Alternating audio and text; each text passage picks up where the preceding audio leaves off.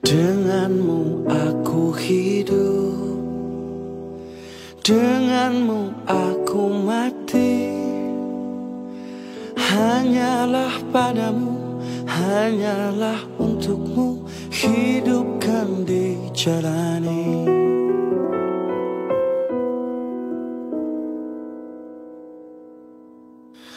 Padamu ku berserah, padamu ku berpasrah. Hanyalah padamu, hanyalah untukmu, hidupkan dijalani. Engkau Allah yang maha mendengar, Engkau Allah yang maha penyayang, Engkau yang mengampuni. Pendekatan yang di mana Nuri sendiri rasa dari Rizwan Nuri nak pergi seminar macam ni, senang cerita macam nak reset diri lah. Semuanya senang dapat tangkap dalam hati. Orang kata istiqomah tu kena cari, so this is one of the way lah. Hari ni betul-betul menyentuh perasaan lah. Banyak ilmu yang beliau sharekan, yang kadang-kadang kita pun tak perasan apa yang kita lalui, apa yang selalu di benak fikiran kita tertanya-tanya. Kita mencari hala tujuan hidup kita. Jadi bila kita menghadiri program bersama Syekh atau kelas-kelas beliau, insya-Allah banyak ilmu yang beliau kongsikan untuk kita lebih faham hakikat kehidupan, insya-Allah. Detik waktu terus berjalan, berhias gelap dan terang, suka dan duka, tangis dan tawa, tergores bagai lukisan. Ilmu yang disampaikan oleh Syekh, dia cepat masuk untuk saya ingat. Dan saya tak ada daya, saya tak ada kuasa apa-apa. Kalau Allah tak bagi izin, Allah tak undang, Allah tak bagi kekuatan. Di hidup ni memang fitrahnya kita akan sentiasa mencari apa? Mencari benda yang lebih baik untuk dalam kehidupan kita. Kalau kita teruk, kita nak jadi lebih baik. Kalau kita baik, nak jadi lebih baik lagi. Dan benda itu tak boleh berhenti sebab kita manusia tak mungkin akan sempurna. Ini untuk semua golongan dan anak-anak dari kecil mesti dididik, diterapkan untuk mencintai majlis ilmu. Memang dah lama saya terapkan ni.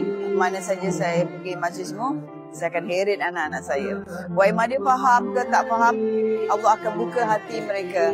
Pastinya itu kita serah pada Allah. Perlu ada guru yang guide kita. Sebab apa pun yang kita belajar, tak kisah apa jua yang kita belajar, perlu ada guru untuk guide kita. Bagaimana kau merasa bangga akan dunia yang sementara? Bagaimanakah bila semua hilang dan pergi meninggalkan dirimu?